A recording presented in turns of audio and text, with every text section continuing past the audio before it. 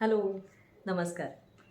मराठी कविता आणि कवयित्री म्हणलं की एक नाव आवर्जून आपल्या समोर येतं. ते नाव म्हणजे शांता शेळके. शांता शेळके यांच्या कविता आपण आजपर्यंत मराठी चित्रपट गीतं, बालगीतं, भावगीतं अशा अनेक माध्यमातून ऐकत आलेलो आहोत.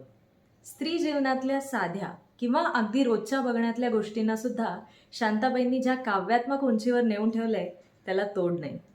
आज अशाच दोन कविता घेऊन आली आहे. दोनही कवितांचे विषय पूर्णपणे वेगळे आहेत. नक्की ऐका.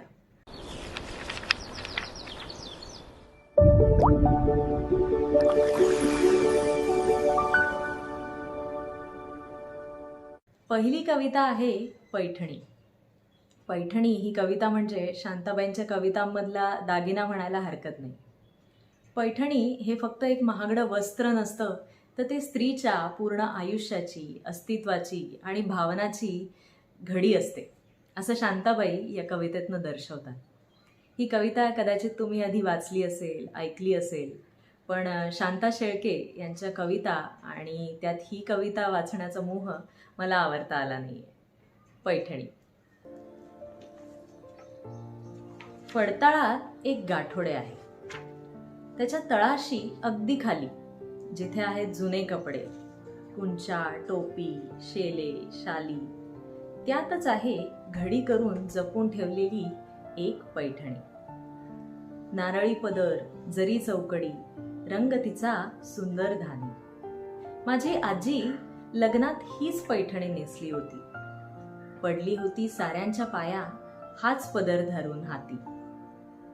पैठणीच्या अवतीभोवती दरवळणारा सूक्ष्म वास, ओळखीची अनोळखीची जाणीव गोड आहे खास.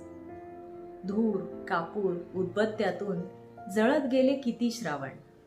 पैठणीने जपले एक तन एक मन. माखली बोटे पैठणीला केव्हा पुसली. शेवंतीची चमेलीची यारास पदरा आडून हसली. वर्षामागून वर्ष गेली, संसाराचा सराव झाला. वर्षामागून वर्ष गेली, संसाराचा सराव झाला. नवा कोरा कडक पोत एक मऊपणा आल्याला. पैठणीच्या घडीघडीतून उलगडत गेले अवघे आयुष्य. पैठणीच्या घडीघडीतून अवघं आयुष्य उलगडत गेलं. अहेरपणी मरण आले, आजीचं माझ्या सोने झाले. कधीतरी ही पैठणी मी धरते उराशी कवटाळून. कधीतरी ही पैठणी मी धरते उराशी कवटाळून. मऊ रेशमी स्पर्शामधून आजी भेटते मला जवळून. आजी भेटते मला जवळून. मधली वर्ष गळून पडतात, कालपटाचा जुळतो धागा. मधली वर्ष गळून पडतात, कालपटाचा जुळतो धागा. पैठणीच्या चौकड्यांनो आजीला माझ्या कुशल सांगा. पैठणीच्या चौकड्यांनो आजीला माझ्या कुशल सांगा. धन्यवाद. दुसरी कविता आहे लोलक. लोलक म्हणजे झुमराला जे लोंबते मणी असतात, ज्यातून बघितलं की गोष्टी रंगीत दिसतात ते. आपण जेव्हा लहान असतो तेव्हा आपल्याला सगळ्याच गोष्टींमध्ये फार मजा वाटत असते. जग फार सुंदर दिसत असतं. एक नाविन्य, कुतूहल असतं सगळ्यामध्येच. जसं जसं आपण मोठे होत जातो कुठेतरी ती मजा हरवते आणि एक सुरीपणा येतो आपल्या आयुष्याला. असंच काहीसं शांताबाई या कवितेतून सांगतायत. लोलक.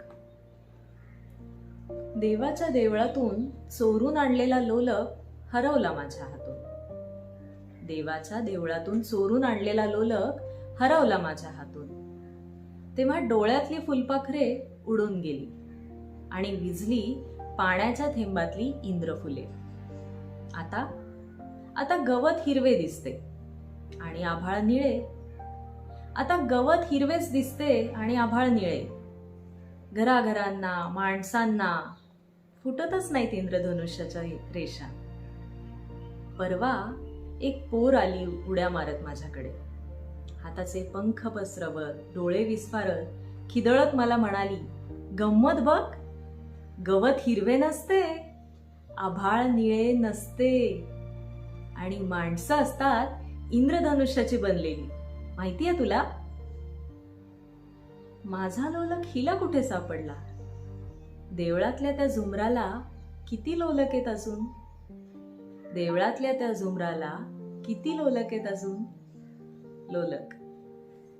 थँक्यू. दोनही कविता कशा वाटल्या मला नक्की कळवा. तुमचे अभिप्राय ऐकायला मला आवडतील. आणि परत भेटूच. Thank you so much. बाय.